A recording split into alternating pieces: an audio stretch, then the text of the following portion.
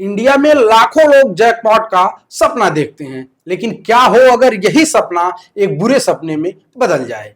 भारत सरकार ने ऐसा ही कदम उठाया है जो ड्रीम इलेवन जैसी 9600 करोड़ की गेमिंग इंडस्ट्री को हमेशा के लिए बदल सकता है। रातों रात इसके करीब 28 करोड़ यूजर्स का खेल खत्म हो सकता है। तो क्या ड्रीम इलेवन सच में बंद हो जाएगा? क्या आप फैंटेसी क्रिकेट खेलना गैर कानूनी होगा और आपके गेमिंग वॉलेट में पड़े पैसों का क्या होगा? आज हम इन्हीं सब सवालों का जवाब देंगे। भारत की संसद ने ऑनलाइन गेमिंग विधेयक 2025 पास कर दिया है। इस नए कानून ने ऑनलाइन गेमिंग को 3 हिस्सों में बांटा है। पहली कैटेगरी में है ई स्पोर्ट्स जैसे ही पबजी और दूसरी कैटेगरी में है ऑनलाइन सोशल गेम्स जैसे लूडो किंग। पूरी तरह से लीगल है।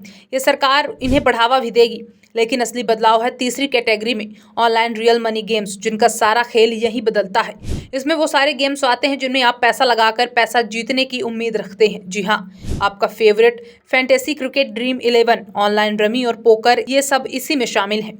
सरकार ने इस कैटेगरी पर पूरी तरह से बैन लगा दिया है और ऐसा कोई भी गेम चलाना या उसे प्रमोट करना अब एक गंभीर अपराध होगा, जिसमें कंपनियों को 3 साल तक की जेल और 1 करोड़ रुपए तक का जुर्माना हो सकता है।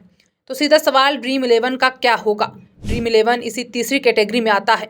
अब तक ये कंपनियां खुद को गेम ऑफ द स्किल बताकर कानून से बचती रही हैं, लेकिन नए बिल ने ये बहस ही खत्म कर दी है। सरकार का कहना है कि अगर पैसा लगाकर खेला जा रहा है तो वो गैर कानूनी है। इसी एक लाइन ने ड्रीम इलेवन के 9600 करोड़ के बिजनेस मॉडल को खत्म कर दिया है। इसीलिए ड्रीम इलेवन ने भारत में अपने रियल मनी गेमिंग बिजनेस को बंद करने का बड़ा फैसला किया है। अब बात करते हैं इसके 28 करोड़ यूजर्स की। आपके मन का सबसे बड़ा डर है कि क्या मेरा पैसा डूब जाएगा? जवाब है नहीं। कंपनियों ने साफ किया है कि यूजर्स का पैसा उसके वॉलेट में सुरक्षित रहेगा और वो निकाल सकते हैं। सवाल यह है कि सरकार ने इतना बड़ा कदम क्यों उठाया? इसके पीछे की 3 बड़ी वजहें हैं। पहली, सामाजिक बर्बादी और लत। सरकार का मानना है कि इस लत के कारण अनगिनत परिवार बर्बाद हो गए। दूसरी, वित्तीय धोखाधड़ी। जांच एजेंसियों ने पाया कि इन ऐप्स का इस्तेमाल काले धन को सफेद करने के लिए हो रहा है। और तीसरा, सरकार युवाओं को बचाना चाहती है जो करोड़पति बनने के सपने में फंस रहे थे। तो कुल मिलाकर कहानी यह है कि भारत सरकार ने समाज पर पड़ रहे बुरे असर को देखते हुए ऑनलाइन रियल मनी गेमिंग पर बैन लगा दिया है।